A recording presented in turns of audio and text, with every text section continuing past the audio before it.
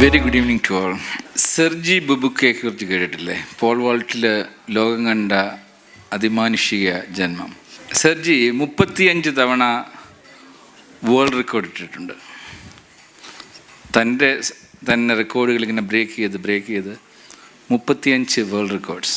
നമ്മൾ വിചാരിക്കും മറ്റൊരാൾക്കും ഇത് സാധിക്കില്ല എന്ന്. പക്ഷേ തൻ്റെ തന്നെ വേൾഡ് റെക്കോർഡ് 1337 തവണ ബ്രേക്ക് ചെയ്തൊരു വ്യക്തിയുണ്ട്. ആരാണെന്നറിയോ? ഞാൻ തന്നെ.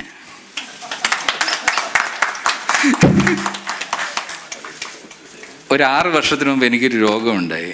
ഈ രാവിലെ എണീറ്റിരുന്ന് അന്നത്തെ എന്നെ സ്വാധീനിച്ച സംഭവത്തെക്കുറിച്ച് 4 വരി കവിത എഴുതി അതൊരു പോസ്റ്ററാക്കി അതിന് മ്യൂസിക്കൊക്കെ ഇട്ട് പബ്ലിഷ് ചെയ്യുക. അത് സോഷ്യൽ മീഡിയ വന്നു കഴിയുമ്പോഴത്തേക്ക് കുറേ പേര് കൈയടിക്കും, ഭയങ്കര നല്ല അഭിപ്രായങ്ങൾ വരും. കുറേ പേര് നല്ല എൻ്റെ പിതാമഹന്മാരെയൊക്കെ സ്മരിച്ചുകൊണ്ട് കമൻസ് അതിനകത്തിടും. അത് കേട്ട് അത് ശീലമായി. അത് കാരണം ഒരുപാട് പ്രശ്നങ്ങളിലൊക്കെ പോയി ഞാൻ പെട്ടിട്ടുണ്ട്. പക്ഷേ ഞാൻ അന്നൊരു മനസ്സിലൊരാഗ്രഹം ഉണ്ടായിരുന്നു, ഈ പൊയട്രിയിൽ എനിക്ക് എൻ്റേതായ ഒരു സ്ഥാനം കണ്ടെത്തണം. ഞാനിട്ടൊരു 5 ഇയർ പ്ലാനായിരുന്നു.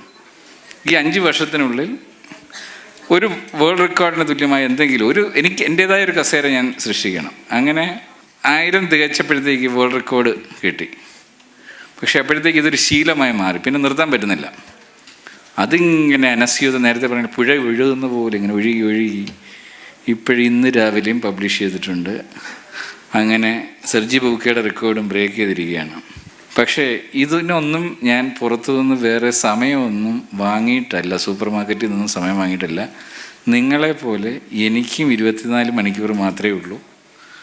എൻ്റെ തൊഴിലിനെ ഒരു രീതിയിലും അഫക്റ്റ് ചെയ്യാത്ത രീതിയിലാണ് ഈ കലാപരിപാടി പോകുന്നതിന്. അത് ഒരു ബ്രേക്ക് പോലും നടത്തില്ല. ഇനി ഇത് ബ്രേക്ക് ചെയ്യണമെങ്കിൽ, നിങ്ങൾക്ക് ആർക്കെങ്കിലും ഇത് ബ്രേക്ക് ചെയ്യണമെങ്കിൽ ആദ്യം ഞാൻ ഈ പരിപാടി നിർത്തണം. അത് കഴിഞ്ഞിട്ട് നിങ്ങൾ ഈ ഒരു 6 വർഷം കണ്ടിന്യൂസ് ആയിട്ടിരുന്ന് എഴുതി ഒരു ബ്രേക്ക് പോലും ഇല്ലാതെയാണ്, ഒരു ദിവസം പോലും ബ്രേക്ക് ചെയ്യാതെ എഴുതണം. ഈ വേൾഡ് റെക്കോർഡ് ബ്രേക്ക് ചെയ്യണമെങ്കിൽ ശ്രമിക്കാവുന്നതാണ്. ഒരു കോമ്പറ്റീഷൻ ആവാം. ഞാൻ പറഞ്ഞു വന്നത്, സമയത്തിൻ്റെ വാല്യൂ അറിഞ്ഞു കഴിഞ്ഞാൽ നമ്മൾക്ക് എല്ലാവർക്കും ഇത് ചെയ്യാൻ പറ്റും. നിങ്ങളുടെ ഉള്ളിൽ ഒരു പാഷൻ ഉണ്ടെങ്കിൽ അത് തീർച്ചയായിട്ടും അത് ചെയ്യാൻ പറ്റാത്തതായിട്ട് ഒന്നുമില്ല. ഇന്നിവിടെ നിങ്ങൾ ഈ വീഡിയോയിൽ കണ്ട കാര്യങ്ങൾ സത്യം പറഞ്ഞാൽ എൻ്റെ തൊഴിലുമായി അതിന് ഒരു ബന്ധവുമില്ല. എൻ്റെ പാഷൻ മാത്രമേ ഉള്ളത്. ഞാൻ ആക്ച്വലി തൊഴിൽപരമായി ഒരു ഷിപ്പ് ഡിസൈനറാണ്. ആ തൊഴിലിനെ ഒരു രീതിയിലും ബാധിക്കാതെയാണ് എൻ്റെ പാഷൻ്റെ പുറകെ പോയി എൻ്റെ കാര്യങ്ങളെല്ലാം ചെയ്തിരിക്കുന്നത്. എൻ്റെ അൾട്ടിമേറ്റ് ഗോൾ എനിക്ക് ഹാപ്പിനെസ് കിട്ടുക എന്നുള്ളതാണ്. എനിക്ക് ഹാപ്പിനെസ് ഏറ്റവും കൂടുതൽ കിട്ടുന്നത് എൻ്റെ പാഷൻ്റെ പുറകെ പോകുമ്പോഴാണ്. എന്ന് കരുതി ഞാൻ എൻ്റെ തൊഴിലിനെ മറന്നിട്ടില്ല.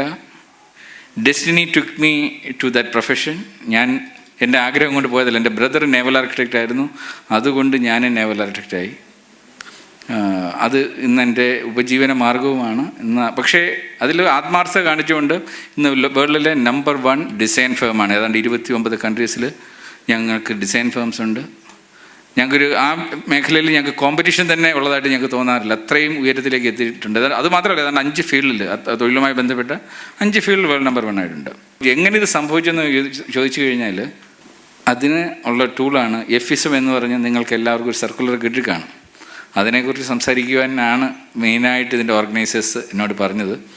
അപ്പോൾ അവരെന്നെ വിളിക്കാൻ വീട്ടിൽ വരാമെന്ന് പറഞ്ഞു. ഞാൻ പറഞ്ഞു വേണ്ട, സമയം കളയരുത്. സമയം എന്നെ സംബന്ധിച്ചിടത്തോളം സമയം എന്ന് പറഞ്ഞാൽ ഞാൻ ആരാധിക്കുന്ന എൻ്റെ ഈശ്വരനാണ്.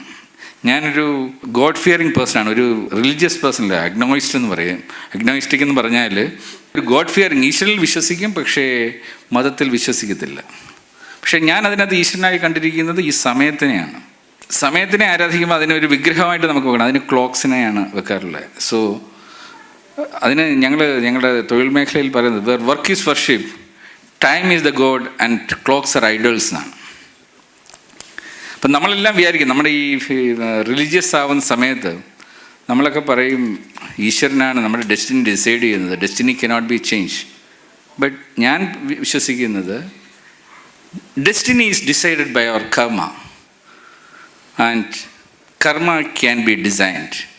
That means your destiny can be designed. നാളെ ഞാൻ എന്ത് ചെയ്യണം എന്നുള്ളത് എനിക്ക് ഇന്ന് തീരുമാനിക്കാം, എനിക്ക് ഡിസൈൻ ചെയ്യാം. അതിൽ 90% തീർച്ചയായിട്ടും പൂർത്തീകരിക്കാൻ പറ്റും. ചിലപ്പോൾ 100% നമുക്ക് തീർത്ത് അതിലേറെയും ചെയ്യാൻ സാധിക്കും. ദാറ്റ് മീൻസ് നമ്മൾ ആത്മാർത്ഥമായി വിചാരിച്ചു കഴിഞ്ഞാൽ ആക്സിഡൻസ് ഒന്നും പറ്റിയില്ല എന്നുണ്ടെങ്കിൽ തീർച്ചയായിട്ടും നമ്മൾ പ്ലാൻ ചെയ്യുന്ന കാര്യങ്ങളെല്ലാം സാധിക്കാൻ പറ്റും. ദാറ്റ് മീൻസ് നിങ്ങളുടെ ഡെസ്റ്റിനിയെ നിങ്ങളാണ് തീരുമാനിക്കുന്നത്. പക്ഷേ അതിന് നിങ്ങൾക്ക് നാളെക്കുറിച്ചൊരു വ്യക്തമായ ധാരണ ഉണ്ടാവണം. എന്താണ് നാളെ ചെയ്യേണ്ടത്? ആ നാളെ എന്നുള്ളതിൻ്റെ ഡെഫിനിഷനാണ് നിങ്ങൾ കൊടുക്കേണ്ടത്. അതൊരു ദിവസമാകാം, അതൊരാഴ്ചയാകാം, ഒരു മാസമാകാം, വർഷമാകാം, 5 ഇയർ പ്ലാൻ ആവാം, നിങ്ങളുടെ ലൈഫ് മൊത്തമാകാം. അത് നിങ്ങളുടെ ലൈഫ് വിഷനാവാം, നിങ്ങളുടെ 5 ഇയർ പ്ലാൻ ആവാം. അതില്ല എന്നുണ്ടെങ്കിൽ നമ്മൾ ന്യൂ ഇയർ റെസൊല്യൂഷന് കുറേ എല്ലാവരും എടുക്കുമല്ലോ, അതുപോലെ റെസൊല്യൂഷൻസ് എടുക്കും, അതതിൻ്റെ വഴിക്ക് പോകും. പക്ഷേ എഫിസം എന്ന് പറയുന്നൊരു സിസ്റ്റം ഞങ്ങൾ കഴിഞ്ഞൊരു 10 വർഷമായിട്ട് ഞങ്ങളുടെ സ്ഥാപനത്തിലും അതിലെ എംപ്ലോയീസ് എല്ലാവരുടെ ജീവിതത്തിലുമൊക്കെ പ്രാവർത്തികമാക്കുന്ന ഒരു കാര്യമാണ്. അത് എത്രമാത്രം ആത്മാർത്ഥമായിട്ട് നിങ്ങൾക്ക് ചെയ്യാൻ സാധിക്കുന്നു എന്നുള്ളത് നിങ്ങളുടെ മാത്രം കർമ്മമാണ്. നമ്മളുടെ മൊബൈലിനകത്ത് ആയിരക്കണക്കിന് ഫീച്ചേഴ്സ് ഉണ്ട് എന്ന് കരുതി ഇവിടെ ഇരിക്കുന്നവരാരും ആ ഫീച്ചേഴ്സ് മുഴുവൻ ഉപയോഗിക്കുന്നില്ല. ഉപയോഗിച്ചു കഴിഞ്ഞാൽ ഒരുപാട് കാര്യങ്ങൾ നമുക്ക് ചെയ്യാൻ പറ്റും. ചിലരത് waste incoming, outgoing and social മീഡിയയിൽ സമയം കളയാൻ വേണ്ടി മറ്റും ഉപയോഗിക്കും. പക്ഷേ ആ സമയത്തിനെ കറക്റ്റ് ഉപയോഗിക്കാൻ സാധിക്കുമെങ്കിൽ ആ മൊബൈലിനകത്ത് നിങ്ങൾ ഉപയോഗിക്കുന്നത് ഏറ്റവും എഫിഷ്യൻ്റായിട്ടുള്ള, നിങ്ങളെ എഫിഷ്യൻസി കൂട്ടുന്ന കുറേ ആപ്സാണ്. ഇന്നിപ്പം ലോകം ചേഞ്ച് ചെയ്യുകയാണ്, നമ്മൾ എയുടെ വേൾഡിലേക്ക് മാറുകയാണ്. നമ്മളുടെ ഓരോ നിമിഷവും നമുക്ക് എങ്ങനെ എഫക്റ്റീവ് ആക്കാമെന്ന് നമ്മൾ തന്നെ തീരുമാനിക്കണം. ഇന്ന് തീർച്ചയായിട്ടും കാര്യം, നമ്മൾ ഏത് പ്രോഗ്രാമിന് പോയാലും അവിടെ നിന്ന് എന്തെങ്കിലും ടേക്ക് അവേ ഉണ്ടാവും. ഞാൻ ഇന്ന് നിങ്ങളോട് സംസാരിക്കുമ്പോൾ എന്നിൽ നിന്ന് എന്തെങ്കിലും കിട്ടിപ്പോയില്ലെങ്കിൽ ഞാൻ വന്നത് വെറുതെയാവും, നിങ്ങൾ എന്നെ കേട്ടത് വെറുതെയാവും. തീർച്ചയായിട്ടും ഇന്ന് എൻ്റെ വക ഒരു ഗിഫ്റ്റ് ഞാൻ തരുന്നത്, എനിക്ക് എഫിസം മുഴുവൻ തരാൻ പറ്റില്ല, കാര്യം എഫിസം ഒരു വലിയ സമുദ്രം പോലെ കിടക്കുന്നതാണ്. അതൊരു 5 വർഷമെങ്കിലും നിങ്ങൾ പ്രാക്ടീസ് ചെയ്താലേ അതിൻ്റെ പൂർണ്ണതയെത്തുള്ളൂ. പക്ഷേ ഓരോ ദിവസവും എഫിസം പ്രാക്ടീസ് ചെയ്ത് കഴിഞ്ഞാൽ നിങ്ങൾ എന്തെങ്കിലും നേടും. ഇന്ന് ഈ 15 മിനിറ്റ് എനിക്ക് അനുവദിച്ച സമയത്ത് കുറച്ച് ഇൻഫർമേഷൻസും തരാം. അതിനോടൊപ്പം ഒരു ഗിഫ്റ്റ്. ഇത് കഴിയുമ്പോൾ ഞാനൊരു അതായത് ഏതൊക്കെ ആപ്സ് നിങ്ങൾക്ക് ഉപയോഗിക്കാം എന്നുള്ളതിൻ്റെ ഒരു വളരെ സമ്മറി ആയിട്ട് തരാം. തീർച്ചയായിട്ടും അത് നിങ്ങളുടെ മൊബൈലിൽ തീർച്ചയായിട്ടും ഉപയോഗിക്കാൻ ശ്രമിക്കുക. അത് തന്നെ നിങ്ങളുടെ ലൈഫ് ഒരു പക്ഷേ മാറ്റി നിൽക്കും. നമ്മളെല്ലാവരും ഈ വിദേശത്ത് ഇവിടെ വന്നതെന്ന് പറഞ്ഞാൽ ആരും ചാരിറ്റി ചെയ്യാനൊന്നുമല്ല വന്നിരിക്കുന്നത്. നമ്മൾക്ക് എല്ലാവർക്കും ഒരു ലക്ഷ്യമേ ഉള്ളൂ, നമ്മൾക്ക് പണം ഉണ്ടാക്കണം. ആ പണത്തിലൂടെ നമ്മളുടെ കുടുംബത്തെ നോക്കണം, അതിലൂടെ നമ്മുടെ ഹാപ്പിനെസ് ഉണ്ടാക്കണം, നമുക്ക് ഒരു ജീവിതമാർഗം ഉണ്ടാവണം. നമ്മളൊക്കെ ജനിച്ചു പോയി, നമ്മളുടെ ലക്ഷ്യം എന്താണെന്ന് ഇപ്പോൾ ചോദിച്ചു കഴിഞ്ഞാൽ എല്ലാവർക്കും കൺഫ്യൂഷൻ. ഞാൻ ഇതിനെ ജനിച്ചത് കൺഫ്യൂഷനാണ്. നമ്മളുടെ ലക്ഷ്യം ഓരോ ദിവസവും നമ്മളെ സ്വയം ഹാപ്പി ആക്കുവാൻ വേണ്ടിയുള്ള ശ്രമമായിരിക്കണം എന്ന് മനസ്സിലാക്കി കഴിഞ്ഞാൽ ഇതിനകത്ത് നമ്മൾ പ്ലാൻ ചെയ്യുന്ന ഓരോ ലക്ഷ്യവും നിങ്ങൾ നേടുമ്പോൾ നിങ്ങൾ ആ ഹാപ്പിനെസ് എൻജോയ് ചെയ്ത് തുടങ്ങും. അതുകൊണ്ടാണ് നമ്മളെല്ലാവരും ഇതൊന്നും എഫിസമൊന്നും ഇല്ലാതൊക്കെ നമ്മളൊക്കെ ജീവിക്കുമ്പോഴും നമ്മുടെ ജീവിതത്തിൽ, നമ്മുടെ കുടുംബജീവിതത്തിൽ എത്തുമ്പോൾ നമ്മുടെ ലക്ഷ്യങ്ങൾ നമ്മുടെ കുട്ടികളാകുന്നു, അവരുടെ വളർച്ചയാവുന്നു, അവരെത്തേണ്ടത് എവിടെയാണെന്നൊക്കെ മനസ്സിലാവുന്നുണ്ട്. പക്ഷേ പലപ്പോഴും നമ്മൾ അവിടെ തന്നെ പരാജയപ്പെടുകയാണ്. എന്നോട് ചോദിക്കുകയാണ്, എൻ്റെ ജീവിതത്തിൽ എനിക്ക് എന്ത് കറക്റ്റ് ചെയ്യണമെന്ന് ഒരവസരം കിട്ടിയാൽ ഭൂതകാലത്തേക്ക് പോയി അത് എന്ത് തിരുത്താൻ സാധിക്കുമെന്ന് ചോദിച്ചാൽ ഞാൻ പറയും, 17 വർഷക്കാലം ഞാൻ എൻ്റെ അക്കാഡമിക്സിൽ ചിലവഴിച്ച് ആ സമയം എനിക്ക് തിരിച്ചു തന്നു കഴിഞ്ഞാൽ ഞാൻ എന്നെ മറ്റൊരു വ്യക്തിയാക്കി മോൾഡ് ചെയ്തെടുത്തിരിക്കും. എനിക്ക് നഷ്ടപ്പെട്ടു എന്ന് എനിക്ക് തോന്നിയിട്ടുള്ളത് എൻ്റെ അക്കാഡമിക്സിനകത്ത് എനിക്കൊരു നല്ല മെൻറ്റർ ഇല്ലാത്ത പോയതുകൊണ്ട്. എൻ്റെ പേരൻസൊക്കെ ടീച്ചേഴ്സായിരുന്നു, എങ്കിൽ പോലും അവരെയൊന്നും എൻ്റെ ടീച്ചേഴ്സ് ഒരുപാട് പേര് കടന്നു വന്നിട്ടുണ്ട് എൻ്റെ ജീവിതത്തിൽ, പക്ഷേ അവരാരും എൻ്റെ ഒരു മെൻറ്റർ ആയിരുന്നില്ല. നമ്മളുടെയൊക്കെ ജീവിതത്തിൽ നമ്മുടെ കുട്ടികളുടെയൊക്കെ മെൻറ്ററായിട്ട് നമ്മൾ സ്വയം വിചാരിക്കും, നമ്മളെ കണ്ടാണ് കുട്ടികൾ വളരേണ്ടത്. പക്ഷേ നമ്മൾ പോലും ട്രാക്കിലല്ല, നമ്മൾക്ക് പോലും അവരെ ഗൈഡ് ചെയ്യാൻ പറ്റാത്ത ഒരവസ്ഥയിലാണ് നമ്മൾ പോകുന്നത്. അതിൽ ഏറ്റവും വലിയൊരു പ്രശ്നമാണ് പങ്ക്ച്വാലിറ്റി എന്ന് പറയുന്ന സാധനം. സമയത്തിൻ്റെ വില മനസ്സിലാക്കണമെങ്കിൽ ആദ്യം പഠിക്കേണ്ട കാര്യമാണ് പങ്ക്ച്വാലിറ്റി. ഇന്ന് തന്നെ എനിക്കൊരു ഇൻവിറ്റേഷൻ, ഞാൻ നേരത്തെ പറഞ്ഞു എന്നോട് വന്ന് ഇൻവൈറ്റ് ചെയ്യേണ്ട, സമയം ലാഭിക്കാൻ വേണ്ടി പറഞ്ഞാണ്. പക്ഷേ അത് എനിക്ക് തന്നെ ഒരു ചെറിയ പ്രശ്നമായി. കാര്യം എനിക്കൊരു ഇൻവിറ്റേഷൻ കിട്ടി, അതിനകത്ത് 5:30 പറഞ്ഞു. ഞാൻ കൃത്യമായിട്ട് 5:25 തന്നെ ഞാൻ ഇവിടെ അറ്റൻഷനായി. ഞാനും പ്രസിഡൻറ്റും കൂടി ഇരിക്കുന്ന ഫോട്ടോ അയച്ചതുകൊണ്ട് ഒരുപാട് പേര് പെട്ടെന്ന് വന്നെന്ന് തോന്നുന്നു. പക്ഷേ ഞാൻ ശ്രദ്ധിച്ചത് കഴിഞ്ഞ കുറേ ദിവസങ്ങളായിട്ട് പോകുന്ന എല്ലാ ചടങ്ങിലും മലയാളികൾ സ്ഥിരമായി പറയുന്നതാണ്, ഇന്ന് നോമ്പ് തുറക്കുന്നത് 6:26 27 എന്നുള്ളത്. അതായത് ആ ഒരു മിനിറ്റിൻ്റെ വാല്യൂ ഇങ്ങനെ വളരെ ഇതായിട്ട് പറയുക. നോമ്പ് തുറക്കുന്നതിൽ മാത്രമല്ല നമ്മൾ ആ ടൈമിനോട് റിലീജിയസ് ആയിട്ട് കാണേണ്ടത്. നമ്മുടെ ഓരോ ദിവസവും ജീവിതത്തിലും ആ ഒരു മിനിറ്റിൻ്റെ വില അല്ലെ സെക്കൻഡിൻ്റെ വില നിങ്ങൾ മനസ്സിലാക്കിയാൽ മാത്രമേ നിങ്ങൾ സമയത്തെ ആരാധിച്ച് തുടങ്ങത്തുള്ളൂ. കാര്യം നമുക്കെല്ലാവർക്കും കോമൺ ആയിട്ടുള്ളത് നേരത്തെ പറഞ്ഞതുപോലെ സമയമാണ്. അതിനെ നിങ്ങൾക്ക് നഷ്ടപ്പെടുത്തണമെങ്കിൽ നഷ്ടപ്പെടുത്താം, അതിനെ മോൾഡ് ചെയ്ത് ഓരോ ദിവസവും മികച്ചതാക്കണമെങ്കിൽ ആക്കാം. വിദ്യാഭ്യാസ മേഖലയിൽ ഒന്ന് ആലോചിച്ച് നോക്കൂ. 17 വർഷമാണ് ഇവിടെ ഇരിക്കുന്ന മിക്കവാറും എല്ലാവരും സ്പെൻഡ് ചെയ്തേക്കുന്നത്. 17 വർഷം, ഏതാണ്ട് 50,000 മണിക്കൂറുകൾ നമുക്ക് കിട്ടി. നമ്മൾ എന്താ പഠിച്ചത്? ഇന്നും ഞങ്ങളുടെ ഇൻഡസ്ട്രിയിലും, നമ്മളെല്ലാം പല ഇൻഡസ്ട്രിയുടെ ഭാഗമാണ്, നമ്മളൊക്കെ തൊഴിൽ മേഖലയിൽ വന്നാൽ ഞാൻ ഏറ്റവും വലിയ ക്രൂരത കാണിച്ചിട്ടുള്ളത് എൻ്റെ ഇൻഡസ്ട്രിയിൽ വന്നിട്ട് ഫസ്റ്റ് കപ്പിൾ ഓഫ് ഇയേഴ്സ് എൻ്റെ എംപ്ലോയേഴ്സിന് ഞാൻ കൊടുത്ത തലവേദനകൾ. കാരണം എനിക്കൊന്നും അറിയില്ല. ഞാൻ എഞ്ചിനീയറിംഗ് കഴിഞ്ഞിട്ട് എല്ലാം അറിയാവുന്ന നിലയിൽ ഇൻഡസ്ട്രിയിലേക്ക് വരികയാണ്. ഓരോ ദിവസവും മണ്ടത്തരങ്ങളുടെ ഒരു ഘോഷയാത്രയാണ്. എന്നെ ഇന്ന് ഞാനാക്കിയത് മുഴുവൻ ഈ ഇൻഡസ്ട്രിയാണ്. ഇൻഡസ്ട്രിയിൽ വന്ന് കണ്ടുപഠിച്ചതും കേട്ടുപഠിച്ചതുമായ കാര്യങ്ങളാണ്. എൻ്റെ ചോദ്യം, ഇതൊക്കെ ഈ 17 വർഷം എന്നെ പഠിപ്പിക്കാഞ്ഞതെന്തേ? ISO എന്താണെന്ന് പോലും അറിയാത്തവരാണ് ഇന്ന് ഇൻഡസ്ട്രിയിലേക്ക് കാലം എടുത്ത് കുത്തുന്നത്. കാര്യം ISOയിൽ ഫങ്ഷൻ ചെയ്ത അധ്യാപകരല്ല ആ ക്ലാസ് എടുക്കുന്നത്. അധ്യാപകനാകാൻ യോഗ്യതയില്ലാത്ത 98% വരുന്ന അധ്യാപകർ. ഒന്ന് ആലോചിച്ചു നോക്കിയേ. ഇതെല്ലാ മേഖലയിലും ഉള്ളതാണ്. ഡോക്ടേഴ്സിനെ എടുത്തു കഴിഞ്ഞാലും അതിനകത്ത് ഡോക്ടറാവാൻ ശരിക്കും കഴിവുള്ളവർ ആ 2% ഉള്ളൂ. ടാലൻറ്റും പാഷനും അനുസരിച്ച് വരുന്നവർ. ഇതൊക്കെ ആരോ എന്തോ പറഞ്ഞ് ഡെസ്റ്റിനി ഡിസൈഡ്സ് ദാറ്റ് പ്രൊഫഷൻ. നമ്മുടെ കരിയർ ഡിസൈൻ കറക്റ്റ് ആവുന്നില്ല. ചെറുപ്പത്തിലേ നമ്മുടെ കരിയർ ഡിസൈനിന് വേണ്ടി മാതാപിതാക്കൾ പരാജയപ്പെടുന്നു, ടീച്ചേഴ്സ് പരാജയപ്പെടുന്നു. ഞാനും ഒരു വിക്ടിമാണ്. എൻ്റെ കുട്ടികളും. ഇപ്പം എൻ്റെ മകൾ ആക്ച്വലി ഞങ്ങളുടെ സ്ഥാപനത്തിലെ ഹാപ്പിനെസ് ഡിപ്പാർട്ട്മെൻറ്റ് ഹെഡാണ്. ഇവിടുത്തെ അറിയപ്പെടുന്ന ഒരു ഹിപ്നോതെറാപ്പിസ്റ്റാണ്. പക്ഷേ പ്രൊഫഷൻ നെവർ ലെഫ്റ്റ്. ഞാൻ എൻ്റെ ബ്രദറിൻ്റെ പാത പിന്തുടർന്ന പോലെ എൻ്റെ മകൾ എൻ്റെ പാത പിന്തുടർന്നു. പക്ഷേ പാഷനും ഒക്കെ മറ്റൊരുത്തായിരുന്നു. എനിക്ക് പോലും ആ സമയത്ത് ഗൈഡ് ചെയ്യാൻ പറ്റില്ല. എൻ്റെ അജ്ഞതയായിരുന്നു അത്. ഓരോ ജീവിതത്തിൽ അനുഭവിച്ച ഓരോ കാര്യത്തിൽ നിന്നും കറക്റ്റീവ് ആക്ഷൻ എടുത്താണ് ഈ എഫിസത്തിനകത്ത് ഓരോ എലിമെൻസും കൊണ്ടുവന്ന് ഇന്ന് ഏതാണ്ട് 200ഓളം പാരാമീറ്റേഴ്സ് ഉണ്ട് ആ എഫിസത്തിനകത്ത്.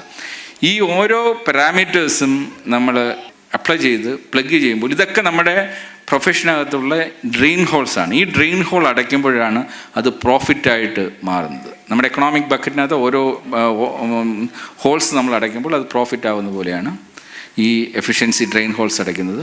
ഇതാണ് ബേസിക്കലി എഫിസത്തിനകത്ത് സംഭവിക്കുന്നത്. തീർച്ചയായിട്ടും എഫിസത്തിൻ്റെ ഒരുപാട് ക്ലാസ്സുകൾ വരുന്നുണ്ട്.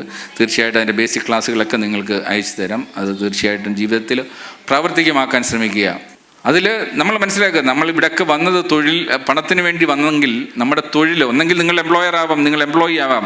എംപ്ലോയർ ആണെങ്കിലും എംപ്ലോയി ആണെങ്കിലും നമ്മുടെ തൊഴിലിനകത്ത് എഫിഷ്യൻ്റ് അല്ല എന്നുണ്ടെങ്കിൽ നമ്മൾക്ക് ഗ്രോത്ത് ഉണ്ടാവില്ല. നമ്മൾക്ക് ഗ്രോത്ത് ഉണ്ടായില്ലെങ്കിൽ നമ്മുടെ സ്ഥാപനത്തിന് ഗ്രോത്ത് ഉണ്ടാവില്ല.